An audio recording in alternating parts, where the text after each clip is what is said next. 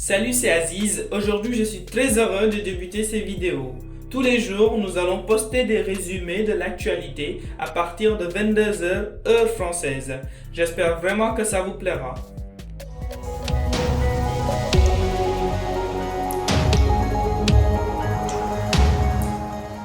Commençons tout de suite avec ce chiffre qui fait froid dans le dos.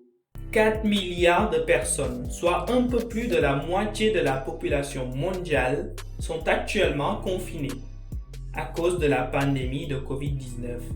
Cela se traduit notamment par des villes de millions d'habitants qui sont étrangement vides. Paris,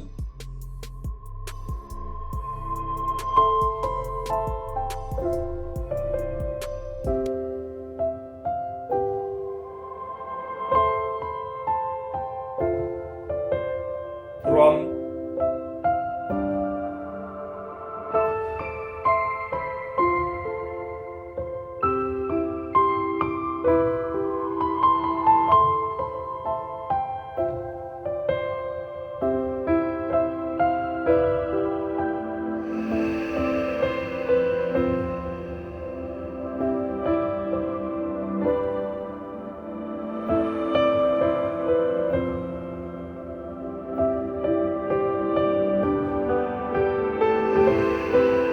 New York,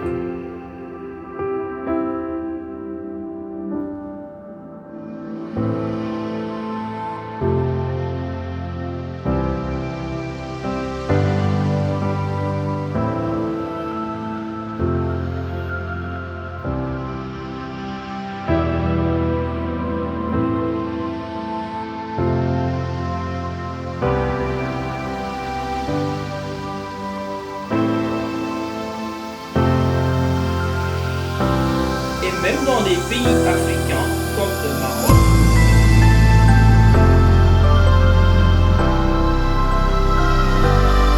Et l'Afrique du Sud.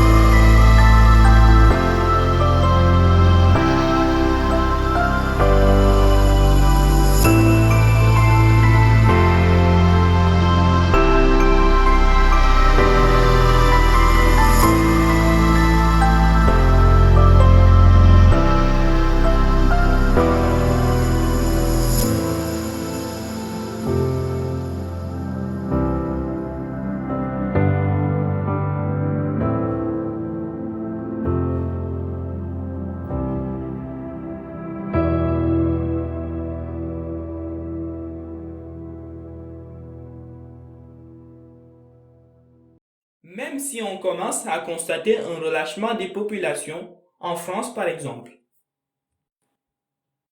L'autre actualité qui a provoqué la colère de nombreuses personnes est cette séquence vidéo du 1er avril sur LCI où le chef de service de médecine intensive et réanimation à l'hôpital Cochin, Jean-Paul Mira, et un chercheur de l'INSERM évoquent la possibilité de tester un vaccin en Afrique. Et donc, on espère quand même d'avoir des chiffres suffisamment importants pour avoir une valeur statistique. Si je peux être provocateur, est-ce qu'on ne devrait pas faire cette étude en Afrique, où il n'y a pas de masque, pas de traitement, pas de réanimation, un peu comme c'est fait d'ailleurs pour certaines études dans le sida, où chez les prostituées, on essaye des choses parce qu'on sait qu'elles sont hautement exposées et elles ne se protègent pas. Qu'est-ce que vous en pensez ? Alors, vous avez raison. Et d'ailleurs, on est en train de réfléchir en parallèle à une étude en Afrique, justement, pour faire ce même type d'approche avec le BCG, un placebo.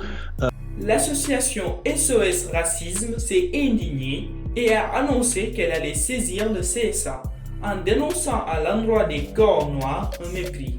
Non, les Africains ne sont pas des cobayes, c'est désolé l'association.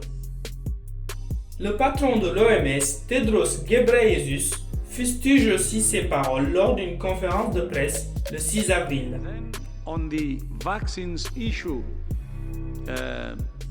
there was, I think, a comment last week from some couple of scientists who said the testing ground for the new vaccines will be Africa.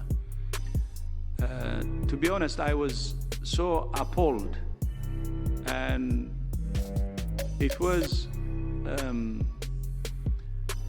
a time when I said, when we needed solidarity, this kind of racist remarks actually would not help. It goes against the solidarity. Africa cannot and will not be a testing ground for any vaccine. Le principal concerné, Jean-Paul Mira, s'est d'ailleurs excusé en disant, je cite, « Je veux présenter toutes mes excuses, demander à celles et à ceux qui ont été heurtés, choqués, qui se sont sentis insultés par des propos que j'ai maladroitement prononcés sur LCI cette semaine, leur présenter mes excuses les plus sincères parce que ces propos ne reflètent en rien ce que je suis, ce que je fais au quotidien depuis maintenant 30 ans. » Des propos relayés par Assistance publique des hôpitaux de Paris. Je vous mets tous les liens en description. Passons maintenant à l'actualité en bref. Au Sénégal, le ministre du Pétrole et des Énergies a annoncé la mise en application immédiate du plan de soutien sur les factures d'électricité. Concrètement, pendant 2 mois, près de 975 522 ménages de la tranche sociale ne vont pas payer de facture d'électricité. Je vous mets en description l'article si jamais vous voulez en savoir plus. Toujours au Sénégal, l'ex-chef d'État du Tchad, Hissène Habré, a obtenu ce lundi 6 avril une permission de 60 jours pour raisons humanitaires, compte tenu de la pandémie de coronavirus. Pour rappel, Habré a été condamné à la prison à vie pour actes de torture, crimes de guerre et crimes contre l'humanité. Aux États-Unis, nous connaissons à présent les 2 candidats qui vont s'affronter à l'élection présidentielle de 2020.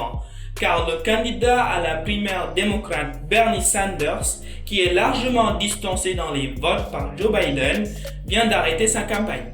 Ce sera donc Joe Biden qui sera opposé à Donald Trump en novembre prochain.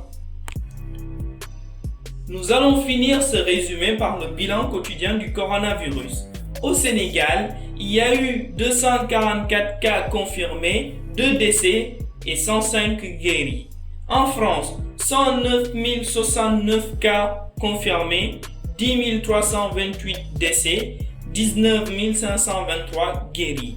Aux États-Unis, le bilan est encore plus lourd car les États-Unis comptent à ce jour 401 166 cas confirmés, 12 936 décès et 21 763 guéris.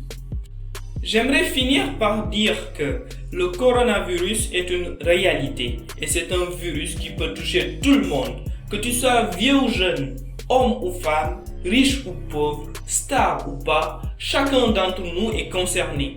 Alors restons chez nous, appliquons les mesures de protection instaurées par nos gouvernements respectifs. N'oubliez pas de répondre au sondage ci-joint pour me permettre d'améliorer la qualité des vidéos. Je compte sur vous pour liker, vous abonner et partager cette vidéo au maximum sur vos réseaux si elle vous a plu.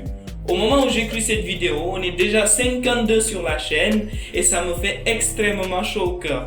Merci à tous et à demain pour de nouvelles informations.